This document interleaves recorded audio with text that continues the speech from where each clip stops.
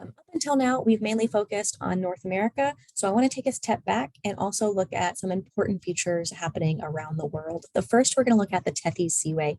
The Tethy Seaway formed during the Triassic, and it was a really shallow ocean that separated Africa, Europe, and the rest of Asia.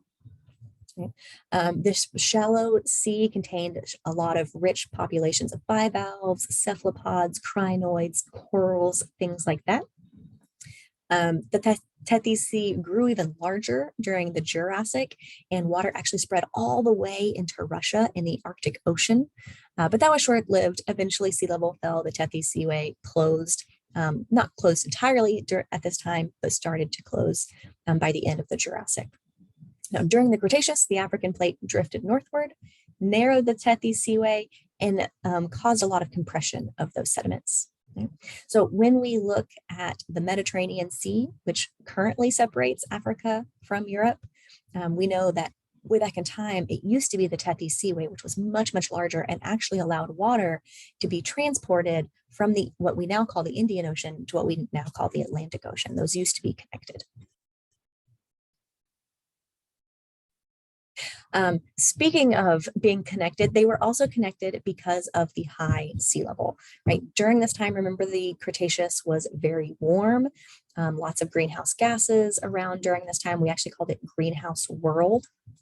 And this was, again, tied to the breakup of Pangaea because there was a lot of volcanic activity on the ocean floor, which was releasing a lot of greenhouse gases, carbon dioxide, methane, increasing temperatures, increasing precipitation levels, increasing global sea levels.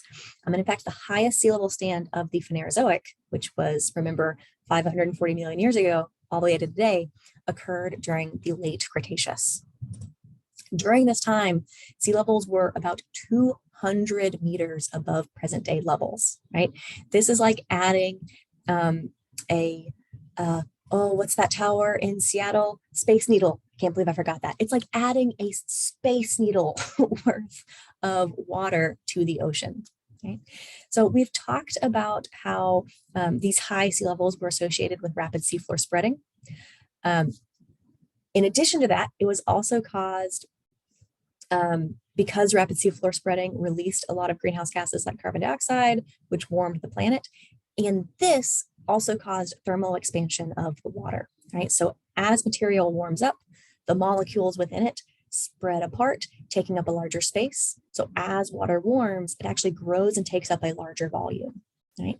So sea levels were greater or very, very high, 200 meters above present day during the late Cretaceous because of rapid seafloor spreading, which released a lot of carbon dioxide and greenhouse gases, which caused thermal expansion of the water, in addition to having those very shallow ocean basins.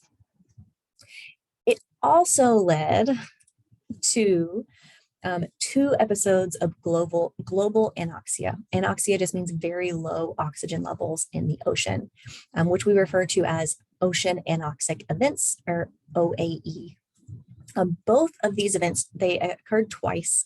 Both of these events are recorded as about 1 meter thick deposits of black shale on the seafloor. So if you drill down into the seafloor deposits, you actually find these layers of thick black shale. These layers were formed over a few thousand years or a few 100,000 years, which took a long time for these layers to form. And we think they were associated with the extinction of tiny marine plankton called foraminifera.